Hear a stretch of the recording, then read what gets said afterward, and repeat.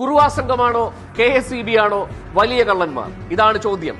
അവിചാരിതമായി അസമയത്ത് വീട്ടിൽ കടന്നുവന്ന് നമ്മളെ ബന്ധനസ്ഥരാക്കി കവർ ചെയ്യുന്നതാണ് കുറുവാ സംഘത്തിന്റെ രീതിയെങ്കിൽ, കണ്ണിൽ എണ്ണയൊഴിച്ചു കാത്തിരുന്നാൽ, ജാഗ്രതയോടെ ഇരുന്നു കഴിഞ്ഞാൽ ഈ കള്ളന്മാരെ പിടിച്ച് പോലീസിൽ ഏൽപ്പിക്കാൻ സാധിക്കും. എന്നാൽ KSEBയുടെ കാര്യമൊന്ന് ആലോചിച്ചേ. പട്ടാപ്പകൽ ജനാധിപത്യ സംവിധാനത്തിൽ വിരലിൽ മഷി പുരട്ടി അധികാരം കൊടുക്കുന്നതിന്റെ ഭാഗമായി തങ്ങൾ ചെയ്യുന്ന ദുർച്ചെലവിന്റെയും കെടുകാര്യസ്ഥയുടെയും ഭാഗമായി ഉണ്ടാവുന്ന സകല അധിക ഭാരവും ഈ നാട്ടിലെ ജനങ്ങളുടെ മേൽ അവരുടെ പോക്കറ്റിൽ നിന്ന് കവർ ചെയ്യുന്ന KSEB കുറുവാ സംഘവും തമ്മിൽ എങ്ങനെ വ്യത്യാസപ്പെട്ടിരിക്കുന്നു നിങ്ങളൊന്ന് മനസ്സിലാക്കിയാൽ മതി. ഇന്ന് വൈദ്യുതി മന്ത്രി കൃഷ്ണൻകുട്ടി സാർ, 72 വയസ്സ് പ്രായമുണ്ട് ആ മനുഷ്യന്, എല്ലാ ബഹുമാനത്തോടുകൂടി പറയുന്നു, സാർ അങ്ങേക്ക് ആർജവം ഉണ്ടെങ്കിൽ രാജിവെക്കണം. ഇത്രയും കാൽ ജനാധിപത്യത്തിന്റെ സകല സുഖ സൗകര്യങ്ങളും ആസ്വദിച്ച മനുഷ്യനാണങ്ങ്. ഇനിയെങ്കിലും ഈ നാട്ടിലെ മനുഷ്യരോട് കമ്മിറ്റ്മെന്റ് ഉണ്ടെങ്കിൽ, അവരോട് കൂറുണ്ടെങ്കിൽ അങ്ങ് പറയണം, ഈ KSEBയെ നശിപ്പിക്കുന്നത് ഇതിലെ കുറുവാ സംഘമായ യൂണിയൻ സംവിധാനമാണ് എന്ന്. എന്റെ കൈയും കാലും കെട്ടിയിട്ട് ഇത് മുഴുവൻ കവർ ചെയ്തുകൊണ്ട് പോകുന്നത് ഈ നാട്ടിലെ യൂണിയൻ എന്ന കുറുവാ സംഘമാണെന്ന് പറയാനുള്ള ധൈര്യം അങ്ങനെയെങ്കിലും കാണിക്കണം. 622 മെഗാവാട്ട് വൈദ്യുതി ലഭിക്കാൻ കഴിയുന്ന 122 ചെറുകിട വൈദ്യുതി പദ്ധതികളാണ് 2023 വരെയും പൂർത്തിയാക്കാതിരിക്കുന്നത്. ഭൂതത്താൻ ജലവൈദ്യുതി പദ്ധതി നടപ്പിലാക്കാത്തത് മൂലം 500 കോടി രൂപയുടെ നഷ്ടമാണ് ഉണ്ടായിരിക്കുന്നത്. ഇതൊന്നും ഈ നാട്ടിലെ പാവപ്പെട്ട മനുഷ്യർ ചെയ്തതല്ലോ സാർ. അതിന്റെയൊക്കെ ഉത്തരവാദിത്തം KSEB മന്ത്രിയും ചെയർമാനും പറയണ്ടേ? മറ്റൊരു സംവിധാനമുണ്ട്, റെഗുലേറ്ററി കമ്മീഷൻ.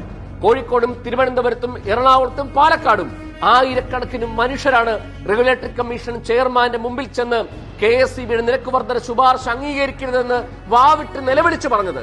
ആ മനുഷ്യരോട് ഒരു കൂറുമില്ലാത്ത, ഒരു കമ്മിറ്റ്മെന്റും ഇല്ലാത്ത ഈ റെഗുലേറ്ററി കമ്മീഷനും വൈദ്യുതി ബോർഡും ഇതിന്റെ മന്ത്രിയും ഒക്കെ രാജിവെച്ച് ഈ നാട്ടിലെ ജനങ്ങളോട് മാപ്പ് പറയണ്ടേ? ഇന്നു മുതൽ കേരളത്തിലെ പ്രമുഖ മാധ്യമങ്ങൾക്ക് നിരക്ക് വർധനവ് ഷോക്കിംഗ് ന്യൂസാണ്, ബ്രേക്കിംഗ് ന്യൂസ് ആണ്. പക്ഷെ അങ്ങനെയല്ലല്ലോ കാര്യങ്ങൾ. റെഗുലേറ്ററി കമ്മീഷന്റെ ഹിയറിംഗ് കോഴിക്കോടും പാലക്കാടും എറണാകുളത്തും തിരുവനന്തപുരത്തും നടക്കുമ്പോ അറിയാവുന്ന മാധ്യമ പ്രവർത്തക സുഹൃത്തുക്കളുടെ ഫോൺ നമ്പറിൽ ഞാൻ വിളിച്ചു പറഞ്ഞതാണ്.